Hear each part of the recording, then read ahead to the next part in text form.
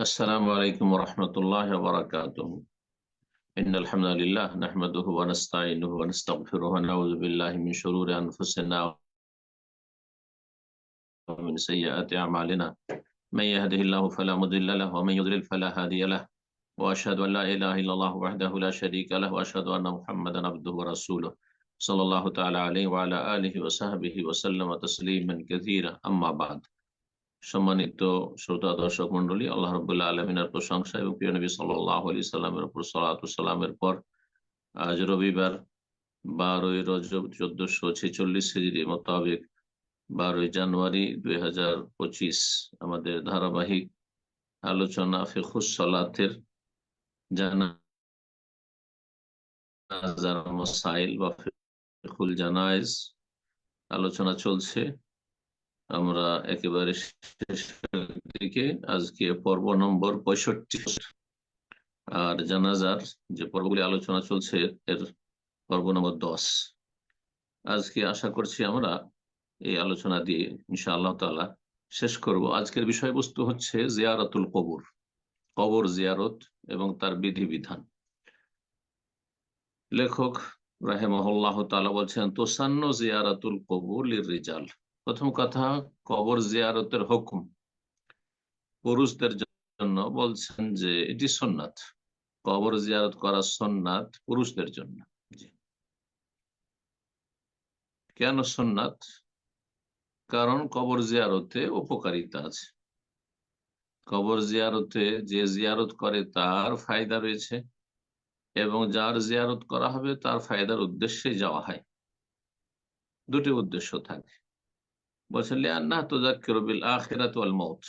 কবর জিয়ারত করলে তা মানুষকে পরকাল এবং মৃত্যু স্মরণ করিয়ে দেয়, যে এরা আমাদের বাপদাদা পূর্বপুরুষ ছিল, গ্রামের আত্মীয় স্বজন ছিল, অথবা মুসলিম ভাই বোন ছিল যারা আমাদের পূর্বে দুনিয়া থেকে চলে গেছে। আমাদেরও লাইন লেগে আছে কখন চলে যেতে হবে। সুতরাং কবর জিয়ারত করলে এই বিষয়টা বেশি স্মরণে হবে। বাড়িতে বসে থেকে রাস্তাঘাটে, মাঠে অথবা কর্মস্থলে হয়তো মরণের কথা স্মরণ আসে না। আখেরাত থেকে অধিকাংশ লোক গাফিল, উদাসীন হয়ে গেছে, কিন্তু কবর কাছে আসলে অবশ্যই তা স্মরণে আসবে। তো বলছেন যে কবর জিয়ারত পরকাল এবং মৃত্যুকে স্মরণ করায়। জিয়ারতের উদ্দেশ্য কি হবে? যেমনটা বললাম, জিয়ারতের উদ্দেশ্য হচ্ছে একটি নিজের ফায়দা, নিজের উপকারিতা, আর তা হচ্ছে পরকাল এবং মৃত্যু স্মরণ করা। আর একটি উপকারিতা হচ্ছে যে যার আপনি জিয়ারত করছেন, যে কবরগুলি জিয়ারত করতে যাচ্ছেন, তাদের উপকারিতা। কবর যখন জিয়ারত করতে যাচ্ছেন আপনি, তখন উপকারিতার আর একটি দিক হচ্ছে যে এখানে শিক্ষণীয় বিষয় রয়েছে। আপনি সেখানে গেলে কিছু শিখতে পারবেন। উপদেশের বিষয় রয়েছে, আপনি চোখে দেখে উপদেশ নেবেন। শুনে উপদেশ অনেকে নিতে চায় না, কিন্তু স্বচক্ষে যখন দেখে তখন উপদেশ নেওয়াটা বেশি সুবিধাজনক হয় বা বেশি ভালো হয়। তো বলছে জিয়ারত তাকুন লিল ইতিবার ওয়াল ইত্তেআজ। এই জিয়ারত হবে কবরের শিক্ষা নেওয়ার জন্য, উপদেশ নেওয়ার জন্য, আর মৃত ব্যক্তির ফায়দার জন্য, যে কবরস্থ আছেন তার জন্য। বলছে আসসালাম আলাইহিম, তাদেরকে সালাম দিলেন আপনি, তাদের জন্য শান্তি কামনা করলেন। ওয়া দুআ লাহুম, আর তাদের জন্য দোয়া করলেন আপনি, এই জন্য। কিন্তু কেউ যদি তাদের জন্য দোয়া না করে, তাদেরকে সালাম না দিয়ে তাদেরকে ডাকা শুরু করে, তাদের কাছে দোয়া করা শুরু করে, তাহলে শিরক। তাই বলছেন লা লি দুআইহিম, ওই মৃত কবরস্থকে ডাকার জন্য নয়, তাদের কাছে দোয়া করার জন্য নয়। আবি তাবাররুক বিহিম, তাদের থেকে বরকত হাসিলের জন্য নয়। যেমন অনেকেই সুফিরা এসবে বিশ্বাসী যে আল্লাহ নেক বান্দাদের, হ্যাঁ, কবর জিয়ারত করলে সেখান থেকে ফায়েজ ও বরকত আসে। এটা দেওবন্দি সুফিদের আকীদা। সব বড় বড় বুজুর্গান দিন তাদের তাদের যে কবরস্থান রয়েছে সেসবে তারা যায়, হ্যাঁ, সেখান থেকে তাবারক নেওয়ার জন্য, এবং তাদের সুফি ইজমের পরিভাষায় সেখান থেকে ফায়েজ এবং বরকত তারা হাসিল করে।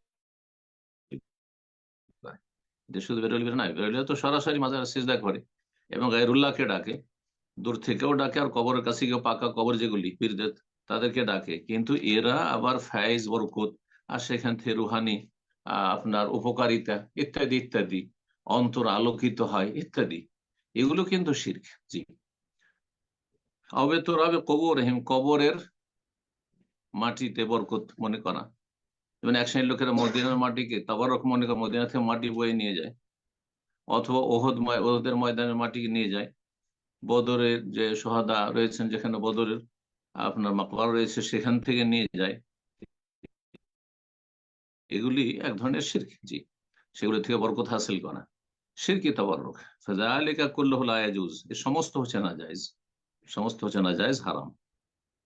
লেখক বলছেন ইয়াহরুমু আলা জামিল আহইয়া দুআউল আমওয়াত, সমস্ত জীবিতদের জন্য হারাম হচ্ছে মৃতদের আহ্বান করা। ইয়া গৌস, ইয়া জিলানি, ইয়া চিশতি, যাকেই ডাকুন না কেন, আল্লাহ ছাড়া অন্যকে ডাকা। মৃত কাছে থেকেও শুনতে পায় না, দূরে থেকেও শুনতে পায় না। কাছে থেকে উপকার করতে পারে, দূরে থেকে উপকার করতে পারে না, সাধারণ উপকারও করতে পারে না, অসাধারণ উপকারও করতে পারে না। সুতরাং মৃতকে ডাকা সর্ব অবস্থায় শিরক। কবরস্থদের ডাকা, জীবিতদের ডাকা যদি দূর থেকে হয়, অসাধারণ বিষয়ে ডাকা হয়, তাহলে শিরক। কিন্তু কাছে থেকে ডাকছেন, হাতের নাগালে আছে, আপনার আওয়াজ তার পর্যন্ত পৌঁছেছে, এবং সাধারণ বিষয়ে কোনো সহযোগিতা চাইছেন যেটা সে করতে পারবে, তাহলে জায়েজ।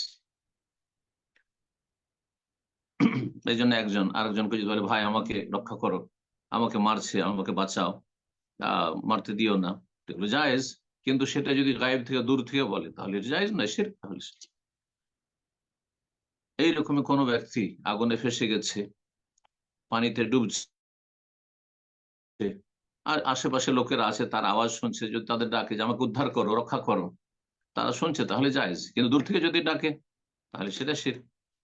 বলে ইস্তেগাসা বিহিম, তাদের কাছে, মৃতদের কাছে ফরিয়াদ করা হারাম। ওয়াসাওয়ালু কাযাইল হাজাত, নিজের প্রয়োজন পূরণ কামনা করা, যে আমাদের সন্তান হয় না, সন্তান দাও, হ্যাঁ, রোগ ভালো হয় না, রোগ ভালো করে দাও, ওয়াকাশফুল কর, বালা মুসিবত দূর করে দাও, এ সমস্ত হচ্ছে হারাম। ওয়াত্তাওয়াফ আলা কুবুরিল আম্বিয়া ওয়াস সালিহিন, নবী রাসূলগণ এবং আল্লাহর নেক বান্দা ওলি আউলিয়া কবরের, হ্যাঁ, তওয়াফ করা, তওয়াফ একমাত্র আল্লাহর ঘরের জন্য, অন্য জায়গায় তওয়াফ করা শিরক। জি। ইত্যাদি ইত্যাদি। কবরের কাছে জবাই করে, যে খাসি মুরগ নিয়ে যায় ওরসে, আর সেখানে জবাই করা হয়। কেন আপনি সে মাজারে জবাই করতে যাচ্ছেন? কেন সে ওরসের মেলায় জবাই করতে যাচ্ছেন? যদিও আল্লাহর নামে জবাই করেন, তবু আপনি শিরকের আস্থায় সেখানে জবাই করতে যাওয়া, তার মানে সেখানে জবাই করার বিশেষ উপকারিতা রয়েছে যেটা আপনি হাসিল করতে চান। এগুলি সব শিরকি কাজ। মাসাজিদ, এবং কবরকে সেজদার স্থানে পরিণত করা, সে কবরকে সেজদা করা, কবরকে আপনার কবর ওলাকে সেজদা করা, অথবা মসজিদ তো নির্মাণ করা, সমস্ত কিছু হারাম, কিছু শিরক আর কিছু নাজায়েজ, হারাম, বিদআত। কবর, কবর মসজিদ বানালো কিন্তু কবরকে সেজদা করলো না, হারাম কাজ করলো, যদিও সেখানে শিরক করে না, কিন্তু শিরকের রাস্তা খুলে গেল। কবরকে সামনে করে আল্লাহকে সেজদা করছে, তাহলে যদিও সে শিরক করছে না, কিন্তু যারা শিরক করে তাদের অনুকরণ করলো, আর এইভাবে যারা দর্শক তারা দেখে ভাববে যে এরা কবরকে হয়তো সেজদা করছে। জি। সুতরাং সমস্ত হারাম। কুল্লু যালিক মিনাশ শিরক, সমস্ত কিছু যা কিছু আলোচনা করা হলো, লেখক বলছেন সবগুলি হচ্ছে শিরক। হয় শিরক, না হয় শিরকের রাস্তা, শিরকের কাছে পৌঁছে দেয়। আল্লাযী তাওয়া'আদা আল্লাহু সাহিবাহু বিন-নার, আল্লাহ রাব্বুল আলামিন মুশরিকদেরকে জাহান্নামের শাস্তির কথা বর্ণনা করেছেন এবং ঘোষণা করেছেন। মা আয়েশা রাদিয়াল্লাহু তাআলা আনহা থেকে বর্ণিত, তিনি বলেন, ক্বালা রাসূলুল্লাহ সাল্লাল্লাহু আলাইহি ওয়াসাল্লাম ফি মারদিহি আল্লাযী লাম ইয়াকুম মিনহু, রাসূলুল্লাহ সাল্লাল্লাহু আলাইহি ওয়াসাল্লাম সে অন্তিম অসুস্থতায় বলেছিলেন বারবার করে, যে অসুস্থতা থেকে আর তিনি সুস্থ হয়ে উঠেন নাই, লানাল্লাহুল ইয়াহুদা ওয়ান নাসারা, ইহুদি খ্রিস্টানদের আল্লাহ লানত হোক। কেন? ইত্তাখাযু কুবুর আম্বিয়াহি মাসাজিদা, তারা তাদের নবীদের কবরগুলিকে সেজদার স্থানে পরিণত করেছে। তাহলে নবীদের কবরকে, আল্লাহর নেক বান্দাদের কবর, নবীদের কবরকে যদি সেজদার স্থানে পরিণত করাতে লানত হয়, তাহলে যারা নবী নয়, হ্যাঁ, নবী ছাড়া অন্যরা, জিলানি, চিশতিয়া, শাহজালাল, অমুক তমুক, যত পাকা কবরগুলি রয়েছে, যেগুলিকে বিদাতি ভাষায় মাজার বলছেন, এগুলি হচ্ছে লানতের জায়গা। যারা এগুলি করেছে তাদের উপর আল্লাহ লানত হয়েছে আর হচ্ছে। ইহুদি খ্রিস্টানদের উপর লানত এই জন্য হয়েছে যে তারা এই অপরাধটি করেছে। সুতরাং তাদের পথের পথিক যদি কেউ হয় তাহলে তাদের ওপরও লানত হবে। এই জন্য মায়েশা রাদিয়াল্লাহু তাআলা আনহা বলছেন, নবী সাল্লাল্লাহু আলাইহি ওয়াসাল্লাম বারবার কি এই কথাটি কেন বলছেন, ইহুদি নাসারাদের উপর আল্লাহ লানত হোক? কি জন্য বলছিলেন শেষ সময়? ইউহাযিরু মা সানাউ, ইহুদি খ্রিস্টানদের কুকর্ম থেকে, এই শিরকি কুফরি আচার আচরণ থেকে, এই আমল থেকে সতর্ক সাবধান করছিলেন মুসলিম উম্মাহকে। অন্য হাদিসে রয়েছে, এখানে রয়েছে যে যেহেতু আশঙ্কা যে নবীর কবরকে কেউ সেজদার স্থানে পরিণত করতে পারে, এই জন্যই রাসূলুল্লাহ কবরকে কক্ষের মধ্যে রাখা হয়েছে। এখনো মা আয়েশা রাদিয়াল্লাহু তাআলার ঘরেই রয়েছে, হুজরায় রয়েছে, মসজিদের ভিতরে একাকার করে দেওয়া হয়নি সেটা। তখনও মা আয়েশার ঘর ছিল, এখনো সেই ঘরটি ঘেরা রয়েছে মা আয়েশা রাদিয়াল্লাহু তাআলা আনহা হুজরা। কালাত মা আয়েশা বলছেন, লাউ ফালাউলা যাকা, যদি এই আশঙ্কা না থাকতো যে কবরকে সেজদার স্থানে কেউ পরিণত করতে পারে কোন যুগে, কবরেজা কবর, তাহলে নবী সাল্লাল্লাহু আলাইহি ওয়াসাল্লাম কবরকে উন্মুক্ত রাখা হয়তো সবার দর্শনের জন্য, সবার জিয়ারতের জন্য খোলা রাখা হয়তো, সবাই জিয়ারত করতে পারতো। কিন্তু চারিদিক থেকে কক্ষের মধ্যে সুরক্ষিত করে ঘেরা আছে। কেন? গায়রা আন্নাহু খুশিয়া আন ইউত্তাখায মাসজিদান, এই আশঙ্কা করা হয়েছে যে নবী সাল্লাল্লাহু আলাইহি ওয়াসাল্লাম কবরকে যেন মসজিদে পরিণত না করা, সেজদার স্থানে পরিণত না করা হয়। বুখারী মুসলিমের হাদিস। এখন কবর জিয়ারতের সময় বা কবরস্থানে যাওয়ার সময় কি দোয়াগুলি পড়বেন, এর মর্মে 3টি দোয়া সহিহ রয়েছে, যা এখানে লেখক উল্লেখ করেছেন। আর একটি হাদিস সুনানে তিরমিজিতে রয়েছে, হাদিসটি জয়ীফ। আর সেই জয়ীফ হাদিসে যে দোয়াটি রয়েছে সেটি আমাদের দেশের অধিকাংশ লোকেরা, বিশেষ করে হানাফি সমাজের লোকেরা সেটি মুখস্থ রাখে। আমরাও ছোটকালে আহলে হাদিস সমাজেও ওই জয়ীফ দোয়াটি মুখস্থ করেছি মক্তব থেকে। কিন্তু তারপর আলহামদুলিল্লাহ সহিহ জয়ীফ যখন বুঝতে শিখলাম তখন সেটা পরিত্যাগ করেছি, এবং যারা ভালো আলেম তারা আমাদেরকে সতর্ক করেছেন। কোরআন সুন্নাহর আলেম এবং হাদিসের সহিহ যারা বুঝেন, কিন্তু আমাদের সমাজে এমন একটা সময় ছিল যে হাদিসের সহিহ জয়ীফ বুঝতো না, যার ফলে ওই জয়ীফ দোয়াটাই, দুর্বল দোয়াটাই শিখাতো, যেটা অথেন্টিক নাই। তো সহিহ দোয়াগুলি শুনুন। বলছেন, মা ইউকালু ইনদা দুখুলিল মাকবারাত ওয়া জিয়ারাতিল কবর, কবরস্থানে প্রবেশের সময় অথবা কবর জিয়ারতের সময় কি দোয়াগুলি বলবেন, কিভাবে সালাম পাঠ করবেন। আসসালামু আলা আহলিদ দিয়ার, প্রথম দোয়া।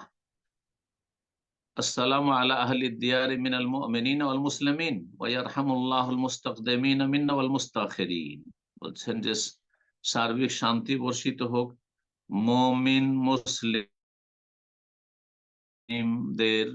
যারা কবরবাসী তাদের উপর। আহলুদ দিয়ার মানে দিয়ারুল কবর, কবরবাসী। মুমিন মুসলিম যারা কবরবাসী তাদের সকলের ওপর, যাদের জিয়ারতে এসেছি, যাদের কবরগুলি দেখতে এসেছি, জিয়ারত মানে দেখতে আসা, তাদের উপর সার্বিক শান্তি বর্ষিত হোক। ওয়ারহামুল্লাহুল মুস্তাকদিমিনা মিন্না, আমাদের মধ্যে যারা আগে পূর্বে চলে গেছেন আমাদের, ওয়াল মুস্তাখিরিন, আর যারা পরবর্তীতে আসবেন, সকলের উপর আল্লাহ রহম করুন। ওয়া ইন্না ইনশাআল্লাহু বিকুম লালাহিকুন, আর নিশ্চয়ই আল্লাহ চাইলে আমরাও আপনাদের সাথে শীঘ্রই মিলিত হব। আপনারা আমাদের আগে চলে গেছেন, কিন্তু আমরাও আপনাদের পথের প্রতীক, একসময় আমাদেরকেও আপনাদের সাথে এই কবরে এসে মিলিত হইতে হবে, অর্থাৎ কবরস্থানে আসতে হবে, কবরস্থ হইতে হবে। সহিহ মুসলিমের হাদিস, হাদিস নম্বর 974। দ্বিতীয় দোয়া নবী সাল্লাল্লাহু আলাইহি ওয়াসাল্লাম হাদিসে রয়েছে, সেটিও সহিহ মুসলিমে, আসসালামু আলাইকুম দারা কওমিন মুমিনিন, আপনাদের উপর সার্বিক শান্তি বর্ষিত হোক হে মুমিন সম্প্রদায়ের কবরবাসীরা। ওয়া ইন্না ইনশাআল্লাহু বিকুম লাহিকুন, আমরা আল্লাহ চাইলে আপনাদের সাথে মিলিত হচ্ছি শীঘ্রই। সহিহ মুসলিম 249 নম্বর হাদিস। তৃতীয় দোয়া বা সালামের পদ্ধতি হচ্ছে, আসসালামু আলাইকুম আহলাদ দিয়ারি মিনাল মুমিনিন ওয়াল মুসলিমিন ওয়া ইন্না ইনশাআল্লাহু বিকুম লাহিকুন বা লালাহিকুন, নাসআলুল্লাহ ওয়া আসআলুল্লাহ লানা ওয়া লাকুমুল আফিয়া। আসআলু এক বচন, আর যদি নাসআলু কেউ পড়ে একসাথে, আরো কয়েকজন আছেন, নাসআলুল্লাহ লানা ওয়া লাকুমুল আফিয়া। হাদিসে আসআলুল্লাহ শব্দটি রয়েছে। আসসালামু আলাইকুম, আপনাদের সার্বিক শান্তি বর্ষিত হোক হে মুমিন মুসলিমদের কবরবাসীরা। ওয়া ইন্না ইনশাআল্লাহু বিকুম লালাহিকুন, আল্লাহ চাইলে আমরা আপনাদের সাথে শীঘ্রই মিলিত হচ্ছি, এতে কোনো সন্দেহ নেই। আসআলুল্লাহ লানা ওয়া লাকুমুল আফিয়া, আপনাদের জন্য আমাদের জন্য সার্বিক নিরাপত্তা কামনা করছি। তারপরে লেখক বলছেন হুকম জিয়ারতে নিসাইল কবর। প্রথমে আমরা আলোচনা করলাম যে পুরুষদের জন্য কবর জিয়ারত করা সুন্নাত, ফরজ কাজ নয় যে কবর জিয়ারত করতে হবে, কিন্তু কবর জিয়ারত মাঝে মধ্যে করা সুন্নাত। নবী সাল্লাল্লাহু আলাইহি ওয়াসাল্লাম করেছেন, সাহাবায়ে কেরাম করেছেন। দল বেঁধে কবর জিয়ারত করা, আমাদের দেশে কিন্তু একা কবর জিয়ারত করা নেই, এটা কিন্তু ভুল। কবর জিয়ারতের জন্য দল বেঁধে যেতে হবে, সবাইকে, গ্রামবাসীকে সবাইকে জানাতে হবে চলেন কবর জিয়ারত করে আসি। না না, এই ক্ষেত্রে অনেকগুলি বিদাতি কাজ হয়। যদি মনে করেন যে একা কবর জিয়ারত হবে না, অথচ একা জিয়ারত করা বেশি ভালো। আপনার প্রিয়জন, আপনজন, মায়ের, বাবার কবর জিয়ারত আপনি একা করবেন, ওতে যেভাবে খলুসিয়তের সাথে দোয়া করতে পারবেন, সবাইকে নিয়ে গেলে সেভাবে হবে না, আসলে লোক দেখানো। তারপরে আরো জঘন্য বেদাত হচ্ছে কবর জিয়ারতের জিয়াফত, কবর জিয়ারতের ভোজ। মাঝে মাঝেই অথবা মৃত্যুবার্ষিকী, হ্যাঁ, গোটা এলাকাবাসী, গ্রামবাসীকে কবর জিয়ারতের দাওয়াত দিয়েছে, অথবা কিছু আলেম ওলামা, মোল্লাদের কবর জিয়ারতের দাওয়াত, আর তারপরে খাওয়িয়ে দাওয়িয়ে ভাড়াইটের লোক দিয়ে দোয়া করিয়ে নেওয়া, এটি জঘন্য বিধাত, জঘন্য বিধাত, জায়েজ নয়। জি, কবর জিয়ারতের নামে জিয়াফত করাও জায়েজ নয়, আর এই জিয়াফত কবুল করাও জায়েজ নয়, সবাই গুনাহগার। মহিলাদের জন্য কবর জিয়ারত অধিকাংশ ওলামাদের কাছে নাজায়েজ, একবারে হারাম। কিছু আলেমরা বলছেন যে মাঝে মধ্যে গেলে এবং শর্ত সাপেক্ষ জায়েজ রয়েছে। কিন্তু নবী সাল্লাল্লাহু আলাইহি ওয়াসাল্লাম যেহেতু লানত রয়েছে কবর জিয়ারতকারীদের উপর, সেজন্য লেখক এই মতটিকে প্রাধান্য দিয়ে বলছেন জিয়ারাতুল মারআতি লিল কুবুর মিন কাবাইরিজ যুনুব, মহিলাদের কবর জিয়ারত করা হচ্ছে কাবিরা গুনাহ, মানে হারাম কাজ। ফালা তাজুজ জিয়ারাতুন নিসা লিল কুবুর, সুতরাং মহিলাদের কবর জিয়ারত করা জায়েজ নয়। তবে ধরেন কবরস্থানের পাশ দিয়ে রাস্তা রয়েছে, আর রাস্তা দিয়ে কোনো মহিলা যাচ্ছে, যখন কবরের পাশ দিয়ে যাচ্ছে, উদ্দেশ্য কবর জিয়ারত ছিল না, কিন্তু সেখান দিয়ে রাস্তা বা কোনো কাজে প্রয়োজনে সেখান দিয়ে যেতে হচ্ছে, তাহলে সালাম দিয়ে দিবে। মা আয়েশা রাদিয়াল্লাহু তাআলা আনহা এই কথাই জিজ্ঞাসা করেছিলেন, ইয়া রাসূলুল্লাহ, যদি আমি কবর পাশ দিয়ে অতিক্রম করি তাহলে কি বলবো? তখন এই দোয়াটি শিখিয়েছিলেন, যে তৃতীয় দোয়া যেটি বললাম, যে আসআলুল্লাহ লানা ওয়া লাকুমুল আফিয়া, যার শেষখানে রয়েছে আসসালামু আলাইকুম আহলা দিয়ার মিনাল মুমিনিন ওয়াল মুসলিমিন ওয়া ইন্না ইনশাআল্লাহু বিকুম লাহিকুন, আসআলুল্লাহ লানা ওয়া লাকুমুল আফিয়া। কিন্তু উদ্দেশ্য করে কবর জিয়ারত করতে যাওয়া, এটি মহিলাদের জন্য জায়েজ নয়। বলছেন লাকিন ইযা মাররাতিল মারআতু বিল মাকবারা, তবে কোন মহিলা যদি কবরস্থান হয়ে অতিক্রম করে বেদুনে কাসদি জিয়ারত, উদ্দেশ্য জিয়ারত করা ছিল না, বরং কোন কাজে সেখান দিয়ে যাচ্ছে, ফায়ুসান্নাত, তাহলে সুন্নাত হচ্ছে আনতুসাল্লিম আহল কবর, কবরবাসীকে সালাম বলে দিবে। জি, সালামের দোয়া যদি মুখস্থ থাকে, মাসুর দোয়া যে হাদিসে বর্ণনা করা হয়েছে, তাহলে ভালো, আর না হলে কমপক্ষে আসসালামু আলাইকুম ওয়া রাহমাতুল্লাহি ওয়া বারাকাতুহু, যেমন জীবিতকে সালাম দেয়, যথেষ্ট আশা করি। কিন্তু পুরো সুন্নাত হলো না। ওয়াতাদউ লাহুম বিমা ওয়ারাদা মিন গায়রি আন তাদখুলাহা, কবরস্থানে প্রবেশ করবে না মহিলারা, তবে পাশ দিয়ে যাচ্ছে তখন দোয়া করতে পারে, সালামের পরে দোয়া করতে পারে। তারপরে লেখক বলছেন যে কবর জিয়ারত যারা করবেন তাদের বিভিন্ন অবস্থা, আর অন্য ভাষায় বলা যেতে পারে যে কবর জিয়ারতের প্রকরণ হুকুমের দিক থেকে কবর জিয়ারত তিন ভাগে বিভক্ত: সুন্নতি কবর জিয়ারত, মাসনুন কবর জিয়ারত, বেদাতি কবর জিয়ারত, শিরকি কবর জিয়ারত, তিন ভাগে বিভক্ত। লেখক সেই বিষয়গুলি এখানে কোন অবস্থায় সুন্নত হবে, কোন অবস্থায় বেদাত হবে, বেদাত হারাম নাজায়েজ কিন্তু বড় শিরকে পৌঁছিল না, গুনাহ করলো, আর কোন অবস্থায় কবর জিয়ারত করলে বড় শিরক হয়ে যাবে। আশা করি বিষয়টি খুব গুরুত্বপূর্ণ, কারণ আমাদের দেশে অধিকাংশ জিয়ারত গুলি হচ্ছে হয় বেদাতি জিয়ারত, না হলে শিরকি জিয়ারত। পাকা কবরগুলি জিয়ারত হচ্ছে শিরকি জিয়ারত, আর এমনি সাধারণ গ্রামে গঞ্জে যেসব যে সাধারণ কবরস্থান রয়েছে সেগুলি জিয়ারত করতে বিভিন্ন বেদাতে লিপ্ত হয় মানুষরা। এতবার সূরা ফাতিহা পড়তে হবে, এতবার দুরূদ শরীফ পড়তে হবে দোয়া করার আগে, সম্মিলিত মোনাজাত করতে হবে, আর তার দল দল বেঁধে যেতে হবে, আর তার লোকজনকে খাওয়িয়ে দাওয়িয়ে নিয়ে যেতে হবে, সবগুলি বেদাত, বেদাতি জিয়ারত। জি। বলছেন আহওয়ালু মান ইয়াজুরুল কবর, যারা কবর জিয়ারত করবেন তাদের বিভিন্ন অবস্থা, চারটি অবস্থা এখানে বর্ণনা করেছে। প্রথম অবস্থা হচ্ছে আইয়াদ ও আল্লাহ লিল আমওয়াত, আল্লাহর কাছে দোয়া করছেন কবর জিয়ারতকারী মৃত ব্যক্তিদের জন্য, তাহলে অবশ্যই ভালো কাজ। মাইয়াতদের জন্য, মৃত ব্যক্তিদের জন্য আল্লাহর কাছে দোয়া করবেন। ওয়াইয়াস্তাগফিরু লাহুম, এবং তাদের জন্য ক্ষমা প্রার্থনা করবেন। ওয়ায়াতাবিরু বিহালিল মাউতা, এবং মৃতদের যে অবস্থা, কবরে চলে গেছেন তারা, আমাদের পূর্বপুরুষ ছিলেন, আমাদের চাইতে অনেক শক্তিশালী ছিলেন, আমাদের চাইতে অনেক শিক্ষিত বিচক্ষণ ছিলেন, আমাদের চাইতে অনেক পরেজগার লোকেরা ছিলেন, অথবা খারাপ ছিলেন, চলে গেছেন। তাদের অবস্থা, তাদের কবরগুলি আজকে ধসে গেছে, বন জঙ্গল হয়ে গেছে, সুবহানাল্লাহ। এগুলি দেখে শিক্ষা নেওয়া, ওয়াতাযাক্কুরুল আখিরা, এবং পরকালকে স্মরণ করা। ফাহাযিহি জিয়ারাতুন শারঈয়্যা, এটি হচ্ছে শরীয়ত সম্মত জিয়ারত বা মসনুন সুন্নতি জিয়ারত। দ্বিতীয় হচ্ছে আইয়াদু আল্লাহ তাআলা নাফসিহি, আল্লাহর কাছে আপনি দোয়া করছেন কবরের কাছে গিয়ে নিজের জন্য, নিজের জন্য দোয়া করছেন। আপনি নিজের জন্য দোয়া করবেন, যেমন অনেকে কবর জিয়ারত করে, রব্বানা আতিনা ফিদ দুনিয়া হাসানা ওয়া ফিল আখিরাতি হাসানা ওয়া কিনা আযাবান্নার, রব্বানা হাব লানা মিন আজওয়াজিনা, আল্লাহ নেক সন্তান দাও। কবর কাছে কি কেন করবেন আপনি? আল্লাহ আমার রুজিতে বরকত দাও, আল্লাহ আমার গোনা খাতা মাফ করে দাও, ইত্যাদি। এইভাবে নিজের জন্য দোয়া করছেন। নিজের জন্য দোয়ার জন্য সবচেয়ে ভালো মসজিদ। তো আপনি কবর কাছে গিয়ে নিজের জন্য দোয়া, কবরের কাছে গিয়ে মাইয়াতের জন্য দোয়া করবেন, জি। তার সাথে আপনি নিজের জন্য তওবা ইস্তেগফার পড়ুন, সেটা ভিন্ন বিষয়। বলছেন যে যদি কোনো ব্যক্তি কবরের কাছে গিয়ে আল্লাহর কাছে নিজের জন্য দোয়া করে, অথবা অন্য আত্মীয় স্বজনদের জন্য দোয়া করে, ইনদাল কবর, কবরের কাছে গিয়ে, এই বিশ্বাস নিয়ে, কি বিশ্বাস? আন্না দোয়া ইনদাল কবর আফজাল মিন মাসাজিদ, যে কবরের কাছে দোয়া করলে সেখানে হটলাইন আছে, মসজিদের চাইতে ভালো, তাহলে বিদআত।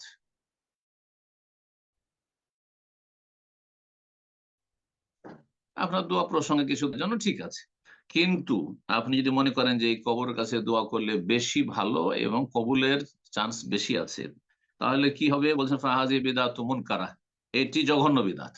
নিজের জন্য কবরের কাছে দোয়া করা এই আশায় যে এখান থেকে দোয়া করলে দোয়াটি তাড়াতাড়ি কবুল হবে, এই দোয়াটি বেশি উপকারী হবে, তাহলে এটি জঘন্য বিদআত। তাহলে দ্বিতীয় অবস্থা হয়ে গেল। তৃতীয় অবস্থা বলছেন যে আল্লাহর কাছে দোয়া করছেন কিন্তু কারো কোনো ব্যক্তির ওসিলা দিয়ে, আইয়াদু আল্লাহ তাআলা, আল্লাহর কাছে দোয়া করছেন মুনাহি আও হাক্কে ফুলানিন, অমুকের মর্যাদার ওসিলাই, অমুকের হকের ওসিলাই, এসব কথাবার্তা আমাদের দেশে রয়েছে বেদাতি দুআয়, জি। যে বড় পীরের ওসিলায়, হ্যাঁ, খাজা বাবার ওসিলায়, তারপরে আপনার ওই শাইখুল হিন্দের ওসিলায়, আর কাসেম নানতুবির ওসিলায়, গাঙ্গোহির ওসিলায়, মৌলানা ইলিয়াসের ওসিলায়, আল্লাহ তুমি আমার দোয়া, আল্লাহর কাছে চাইছেন কিন্তু কারো ওসিলা দিবে, কারো হক দিয়ে। আল্লাহর বাবার কার কিসের হক আছে? সে হক আদায় করতে বাধ্য, যে আপনি তার হকের আপনি রেফারেন্স দিচ্ছেন। আপনি এটা কি দুনিয়া হইলো যে আপনি আপনার এমপি কে ধরেছেন বা আপনার এলাকার মন্ত্রী মিনিস্টারকে ধরে আপনি রাষ্ট্রপতির কাছে বলছেন যে এই সোর্সে আমি এসেছি? না না না, এইসব চলবে না রবের কাছে। এগুলি হচ্ছে শিরকের চোরা রাস্তা এবং বিদআত, জঘন্য, জি। যদি কোনো ব্যক্তির ওসিলাই এবং ব্যক্তির মর্যাদা বা হকের ওসিলাই কেউ দোয়া করে, যেমন এভাবে দোয়া করে, আসআলুকা ইয়া রাব্বি বিজাহি ফুলানিন, হে রব আপনার কাছে চাইছি অমুকের যে আপনার কাছে মাকাম মর্তবা মর্যাদা রয়েছে তার ওসিলাই, ফাহাযা মুহাররাম, হারাম, লিআন্নাহু ওয়াসিলাতুন ইলা শিরক, এটি হচ্ছে শিরকে পৌঁছার ওসিলা, শিরকের চোরা রাস্তা। 4 নম্বর অবস্থা, আর যেটি হচ্ছে 3 নম্বর, শিরকি জিয়ারত, কবর জিয়ারত, কিন্তু কবর জিয়ারত করতে গিয়ে আপনি বড় শিরক করে ফেললেন। সেটা হচ্ছে আল্লাহ ইয়াদু আল্লাহ তাআলা, কবর কাছে গিয়ে আল্লাহর কাছে চাইলেন না, বল ইয়াদু আসহাবাল কবর, কবরবাসীর কাছে চাইছেন। যাচ্ছেন শাহজালাল ওখানে, বাবা গো আমি ইলেকশনে দাঁড়িয়ে আছি, আমাকে পাশ করাও, হ্যাঁ, বাবা গো আমি বিদেশ ইউরোপ যাচ্ছি, আমি সিলেটের মানুষ ইউরোপ যাচ্ছি, অথবা জানকারি হোক না কেন, আমাকে সফল, আমি যাচ্ছি মিডল ইস্টে যাচ্ছি, আমি বাইরে চাকরির জন্য যাচ্ছি, অমুক তমুক, আমি পরীক্ষা দিতে যাচ্ছি, আমাকে সফল করো, বড় শিরক, কুফর এগুলো। কাইয়া কোন ব্যক্তি যদি দোয়া করে, ইয়া নবী আল্লাহ, হে আল্লাহর নবী, ইয়া ওয়ালি আল্লাহ, হে আল্লাহর ওয়ালি, ইয়া ফুলান, হে অমুক, আতেনি কাজা, এটা দেন ওইটা দেন, আমার রোগ ভালো করে দেন, আমার বালা মুসিবত দূর করে দেন, আমাকে সন্তান দেন, ইত্যাদিতে, আও ইশফিনি, আমাকে শেফা দেন, ওয়া নাহওয়া যালিক ইত্যাদি, এই ধরনের যে কোনো দোয়া করুক না কেন আল্লাহ ছাড়ার কাছে, ফাহাযা শিরকুন আকবার, এটি হচ্ছে বড় শিরক, ইসলাম থেকে খারিজ করে দেবে,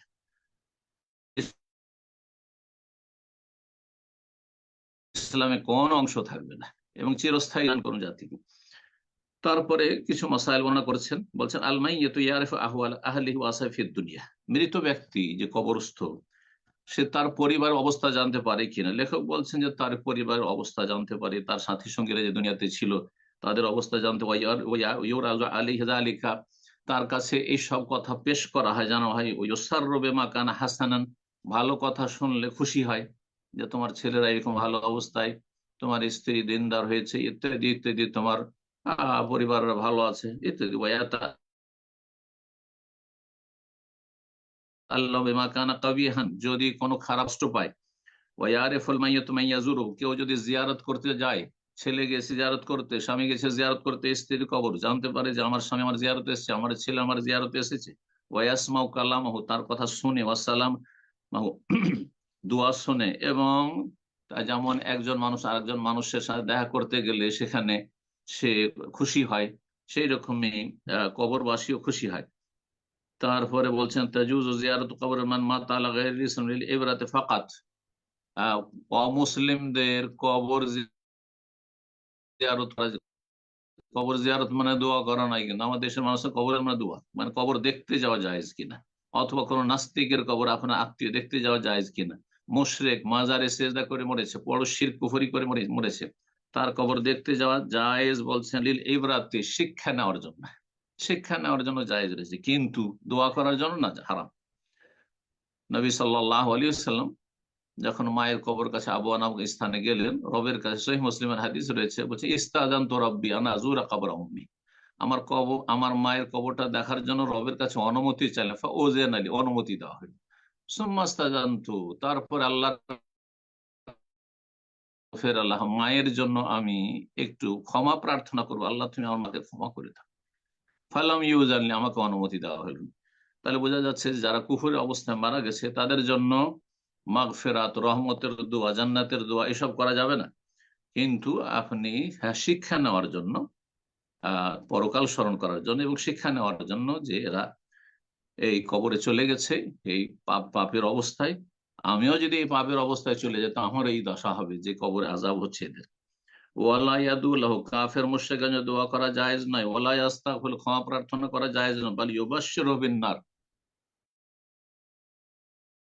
জাহান্নামের সুসংবাদ দিবে, এটি লেখকের মত।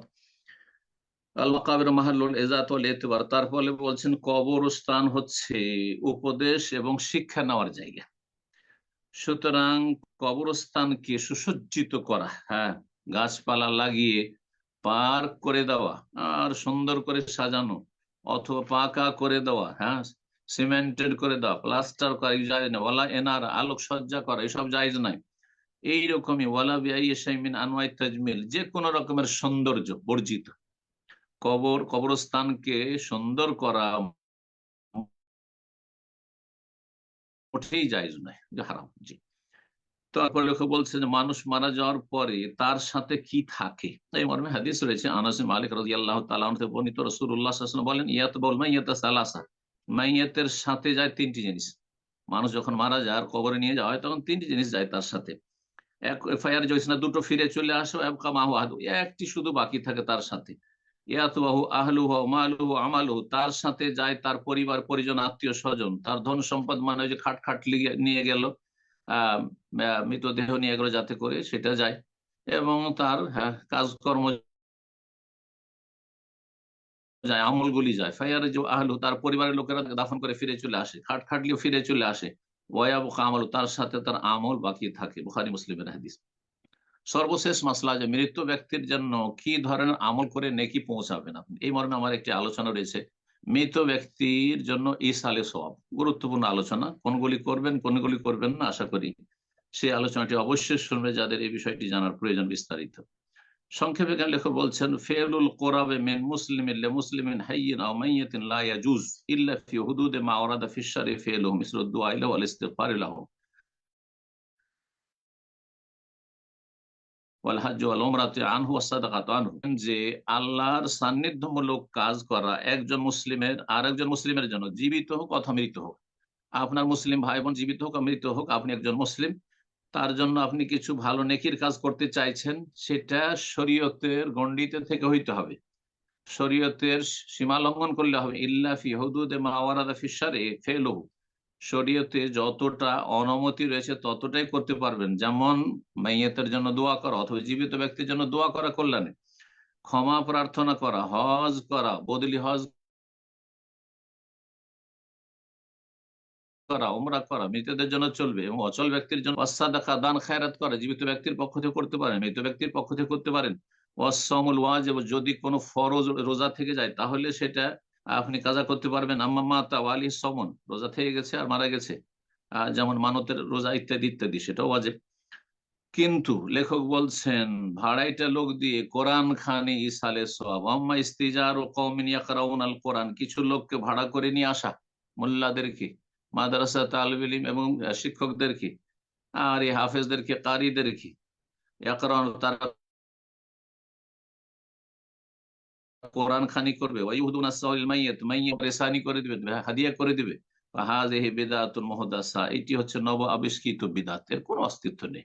রাসূলুল্লাহ সাল্লাল্লাহু আলাইহি ওয়াসাল্লাম কারোর জন্য কোরআন পড়ে বকশাননি, সাহাবীরা কোরআন পড়ে বকশাননি, খোলাফায়ে রাশিদিনরা বকশাননি, এমনকি আবু হানিফা, শাফি, মালিক, তাদের থেকেও এর কোনো প্রমাণ নেই, যদি ইমাম আহমদ থেকে বর্ণনা করা হচ্ছে। আশ্চর্য বিষয় যে ইমাম আহমদের ক্ষেত্রে বলা হচ্ছে যে তার মাসলায় খানিকটা এই ক্ষেত্রে ছাড় আছে, অথচ হাম্বেলিরাই করেন না। আর হানাফি মাযহাব ইমাম আবু হানিফা রাহিমাহুল্লাহ কঠোর ভূমিকা এই ক্ষেত্রে রয়েছে, যে কোরআন খানি করে বক্সানো এটা জায়েজ নয়। আর হানাফিরাই কিন্তু এতে, আল্লাহ এই সমস্ত বিদআত থেকে বেঁচে থাকার তৌফিক দান করেন। এখানে আজকের আলোচনা শেষ করছি, এর মাধ্যমে আলহামদুলিল্লাহ আমরা ফিকহুস সালাত 65টি পর্বে শেষ করতে পারলাম। আল্লাহ রাব্বুল আলামিন যেন কবুল করেন, এবং আগামীতে আমরা ইনশাআল্লাহ তাআলা আগামী সপ্তাহ থেকে শুরু করব কিতাবুজ যাকাত বা যাকাতের পর্ব, ফিকহুজ যাকাত ইনশাআল্লাহ তাআলা। আল্লাহ রাব্বুল আলামিন যেন উপকারী জ্ঞান দান করেন, নেক আমলে তৌফিক দান করেন। যেসব ভাই বোন আমাদের সাথে থাকলেন আল্লাহ তাদেরকে জাযায়ে খায়ের দান করেন, এবং যারা সার্বিক সহযোগিতা আছেন আল্লাহ তাদের উত্তম প্রতিদান দান করেন, দিন দুনিয়া ভালো করেন। বারাকাল্লাহু ফিকুম ওয়া সাল্লাল্লাহু সাল্লাম আলা নবিয়িনা মুহাম্মদ ওয়া আলা আলিহি ওয়া সাহবিহি আজমাইন। জাজাকাল্লাহ খান শেখ। শেখ, আপনার নেটওয়ার্কটা একটু দুর্বল মনে হচ্ছে। একটু আসলে যদি কেউ দেখতে পারে, মানে মাঝে সাঝে আপনার কথাগুলো থেমে যায়, এখানে একটু রেড সিগন্যাল দেখায় আর কি। তো ইনশাআল্লাহ এটা একটু খেয়াল করুন ইনশাআল্লাহ। তো সম্মানিত দিনী ভাই বোনেরা, আমাদের এখনই প্রশ্নোত্তর পর্ব শুরু হবে।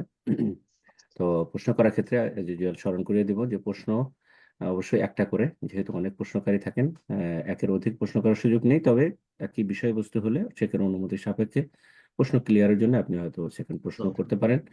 আহ দ্বিতীয় বিষয় হলো যে আমরা যখন প্রশ্ন করব অবশ্যই যে শহর বা এলাকা থেকে বা যে দেশ থেকে আমরা প্রশ্ন করছি অবশ্যই প্রেক্ষাপট বোঝার উদ্দেশ্যে মেনশন করবো ইনশাআল্লাহ। আমরা সময় না নিয়ে আমরা প্রশ্নপত্র প্রশ্নোত্তর পর্ব শুরু করতে যাচ্ছি। আর একটা বিষয় স্মরণ করাবো, অনেকে হয়তো নতুন লাইনে আছেন।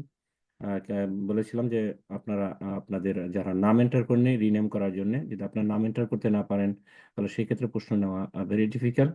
তো আপনারা যাদের নাম এন্টার করেননি আপনাদের পার্টিসিপেন্ট লিস্টে নাম এন্টার করে নিন, এবং আপনাদেরকে যখন ওই নাম বলা হবে সাথে সাথে ফোনটাকে আনমিউট করে প্রশ্ন করার চেষ্টা করবেন। আপনারা একটু অ্যাটেনশন দেবেন ইনশাআল্লাহ। তো আমরা সময় না নিয়ে শুরুতেই প্রশ্ন নিব। প্রশ্ন করবেন এমডি শাহাদাত ওবায়দ। আপনি প্রশ্ন করুন।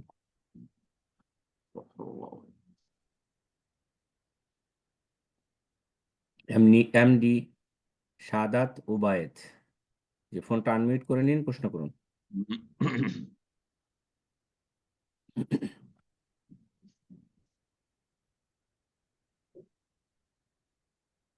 যে আপনার যখন নাম মেনশন করা হচ্ছে অবশ্যই আপনার স্ক্রিনে আপনাকে ফোনটাকে আনমিউট করতে বলা হচ্ছে, ফোনটা আনমিউট করে নিন।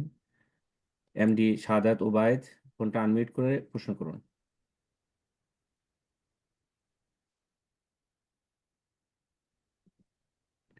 এ পর্যায়ে আমরা অন্যকে সুযোগ করে দিই, প্রশ্ন করবেন রাজিবুল।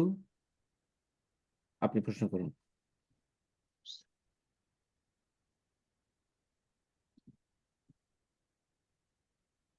রাজিবুল, আশা করি আমাকে শুনতে পাচ্ছেন। আপনার ফোনটা আনমিউট করে নিন, প্রশ্ন করুন। উম, ওকে, সো এ পর্যায়ে আমরা আরেকজনকে সুযোগ করে দিই, প্রশ্ন করবেন উম্মি আম, জাহিদ। জি, উম্মি জাহিদ, আপনি প্রশ্ন করুন। আশা করি আমাদের সিস্টেম কাজ করতেছে ঠিকভাবে, যে আপনাদের স্ক্রিনে ফোনটাকে আনমিউট করতে বলা হচ্ছে। উম্মে জাহিদ, ফোনটা আনমিউট করে নিন, প্রশ্ন করুন।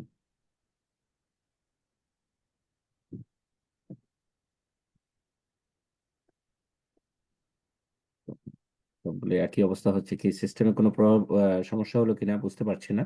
তো আমরা এ পর্যায়ে আরেকজনকে সুযোগ করে দিই, তাহলে আমরা হয়তো বুঝতে পারবো। এস কে আব্দুল হামিদ, জি, আপনার ফোনটা আনমিউট করে নিন, প্রশ্ন করুন।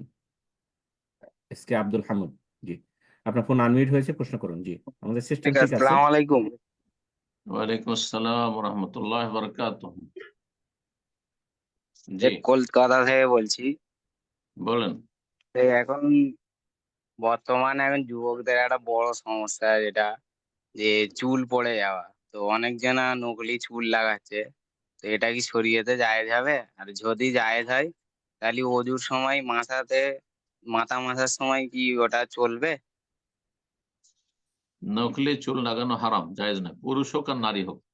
নবী সাল্লাল্লাহু আলাইহি ওয়াসাল্লাম আল্লাহুল ওয়াসিলা ওয়াল মুস্তাওসিলা, আল্লাহ লানত রয়েছে এমন পুরুষ মহিলার ওপর। যদি হাদিস মহিলার কথা এই জন্য বলা হয়েছে যে সেটা বাস্তবতা ছিল 1400 বছর আগে নবী সাল্লাল্লাহু জামানায় মহিলারা নকলি চুল লাগাতো।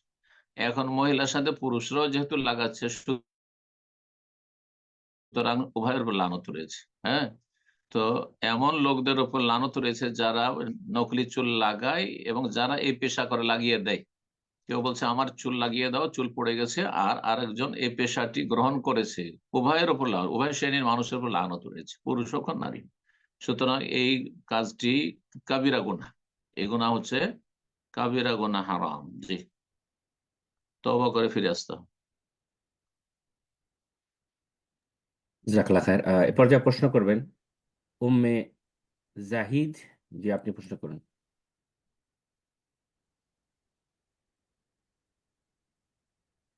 উম্মে জাহিদ, জি, আপনার ফোনটা আনমিউট করে নিন, প্রশ্ন করুন। প্রশ্ন করবেন জাবির হাসান, জি, প্রশ্ন করুন। সালামু আলাইকুম। ওয়ালাইকুম আসসালাম রহমতুল্লাহ বরকাত। জি, জি, আমি বাংলাদেশ যশোর থেকে বলছি। বলেন। আমার প্রশ্নটা হচ্ছে ফরজ গোসল নাকে পানি দেওয়া সম্পর্কে। হম। আমার আমার নাকে সমস্যার কারণে আমি নিঃশ্বাসের সাথে পানি টেনে নরম স্থান পর্যন্ত পৌঁছানো আমার পক্ষে সম্ভব হয় না। এই জন্য আমি ডান হাত দিয়ে পানি দেওয়ার চেষ্টা করি আর বাম হাত দিয়ে পরিষ্কার করি। তাই এটা কি আমার জন্য যথেষ্ট হবে? আর একই বিষয়ের উপর আমার আর একটা কোশ্চেন আসছে, অনুমতি দিলে করতে চাই। নাক নাকে পানি দেওয়া সুন্নাতে জি। মুআক্কাদা না ফরজ, এতে ইখতিলাফ রয়েছে, কিন্তু এই ক্ষেত্রে সতর্কতা হচ্ছে যে নাকে পানি দেবেন। কারণ নবী সাল্লাল্লাহু আলাইহি ওয়াসাল্লাম তাকিদ করেন ওয়াল বালিগ ফিল ইসতিনশাক ইল্লা আন তাকুনা সায়মান। নাকে পানি দিয়ে নাক পরিষ্কার করা খুব বেশি পরিমাণ করবে, মানে খুব সুন্দর করে করবে, তবে যদি রোজা অবস্থায় থাকো তখন সতর্কতা অবলম্বন করবে। এইরকমই আপনার অসুস্থতা রয়েছে, আপনি ভিতরে আর বেশি পানি টানতে পারেন না, কোনো জরুরি নয় যে আপনার পানি টানে সর্দি লেগে যেতে হবে না। নাকে যতটা মোটামুটি ছিদ্র আছে আপনি স্বাভাবিক পানি দিলেন, ডান হাতে পানি দিলেন, বাম হাতে পরিষ্কার করলেন, যেটা বললেন, যথেষ্ট ইনশাআল্লাহ, যথেষ্ট। এক কথায় নাকের ছিদ্রের ভিতরে পানি গেছে আর তারপরে সেটা পরিষ্কার করে ফেলেছেন, এটা যথেষ্ট আছে। একবার সিঁ করে টান দিতে হবে না, না, কোনো প্রয়োজন নেই। জি, জি, আমার দ্বিতীয় কোশ্চেনটা হচ্ছে, রোজা অবস্থায় আমরা কুলি ও নাকে পানি। হ্যাঁ, দেবেন দেবেন। নাকে পানি দাও, কোলে দাঁত, হাদিস তো বলে দিলাম। কিন্তু বাড়াবাড়ি করবেন না, মানে বেশি টান দিবেন না যাতে ভিতরে পানি চলে যায়। এরকম গারগারা, গড় করে গড়গড়া করবেন না, কুলি করবেন সতর্কতার সাথে। কুলি করা মানে পানিটা ভিতরে মুখের ভিতরে ঘুরানো। এই নয় যে কুলি করা মানে করে করতে হবে না, ওটাও বাড়াবাড়ি। কিন্তু সব বাড়াবাড়ি অনেক লোকেরা করে, এটা ঠিক না। জি, আর রোজা অবস্থা একেবারে ঠিক না। জাজাকাল্লাহ খায়ের। প্রশ্ন করবেন খালিদ হাসান, জি, আপনি প্রশ্ন করুন।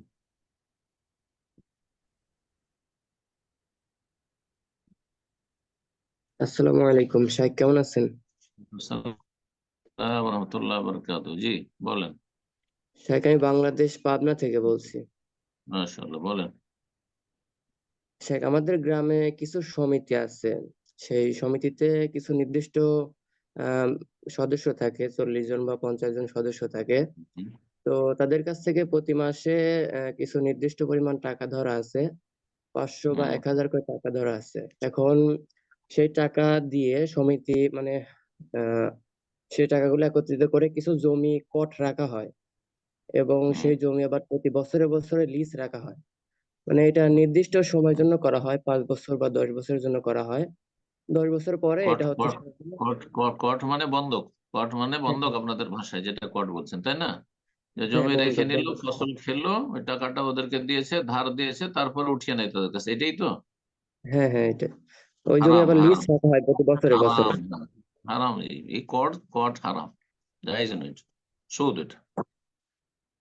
লিজ পরের বিষয়, কিন্তু কটই হারাম, জায়েজ নয় এসব।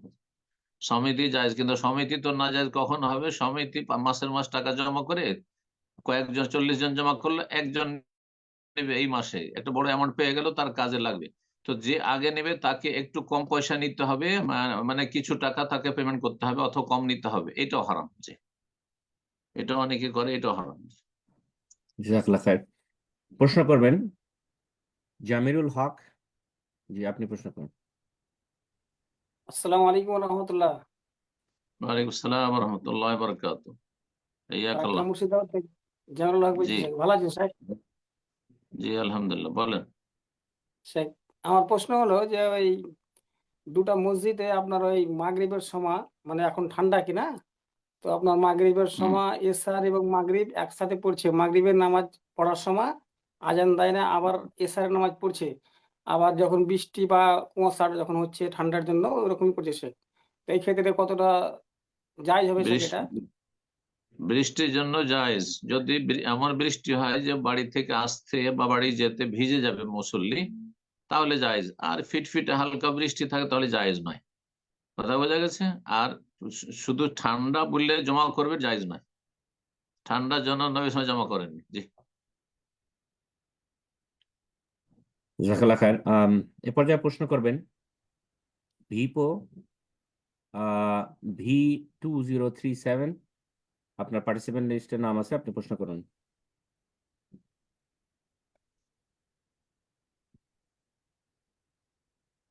ভিপো হুম। V2037, আপনার ডিভাইসের নামটা আছে, হয়তো আপনি রিএন্টার করতে পারছেন না বলে আপনাকে সুযোগ করে দিচ্ছি। আপনি ফোন আনমিউট করতে পারলে প্রশ্ন করবেন।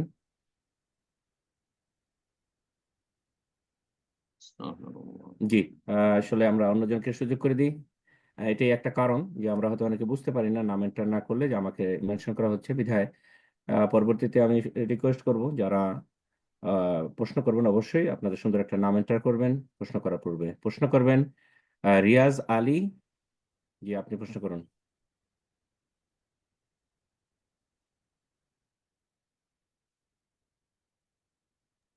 জি, আপনার ফোন আনমিউট হয়েছে, আসসালামু প্রশ্ন করুন। আলাইকুম রহমতুল্লাহ বারকাতু ভাই। ওয়ালাইকুম আসসালাম রহমতুল্লাহ বরকাত। শেখ, আমাদের এদিকে কোনো সহিহ হাদিসের মসজিদ নাই। হম। সব মসজিদ তো বেরলভী মসজিদ। আহলে হাদিস মসজিদ আমাদের বাড়ি থেকে প্রায় 20 কিলোমিটার দূরে হবে।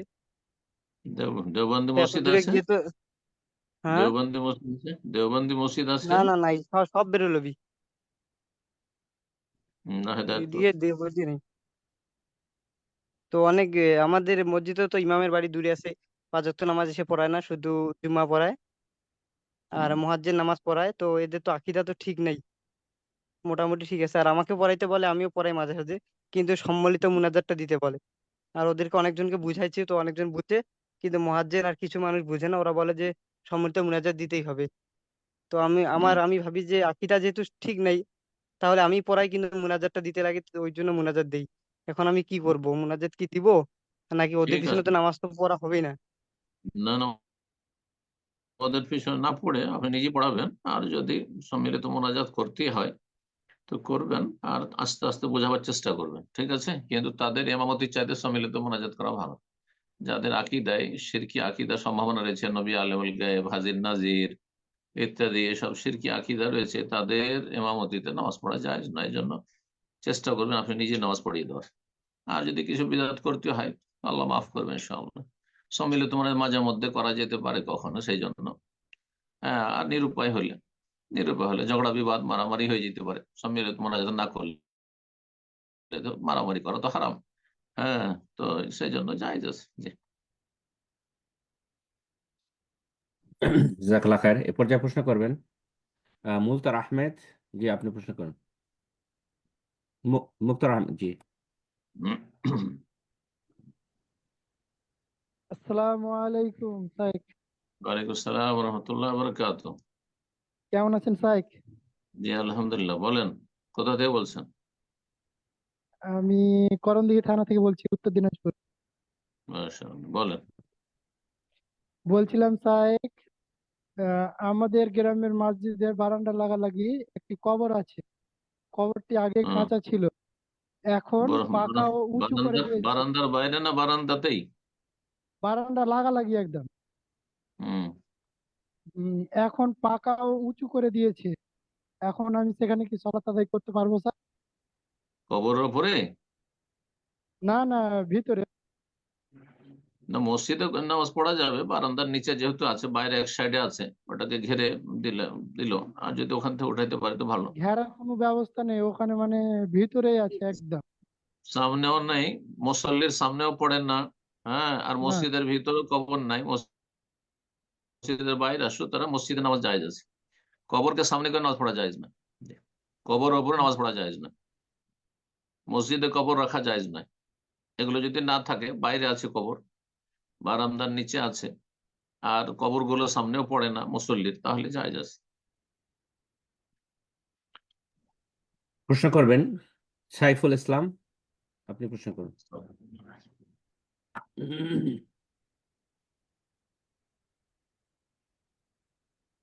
সাইফুল ইসলাম, ফোনটা আনমিউট করে নিন, প্রশ্ন করুন।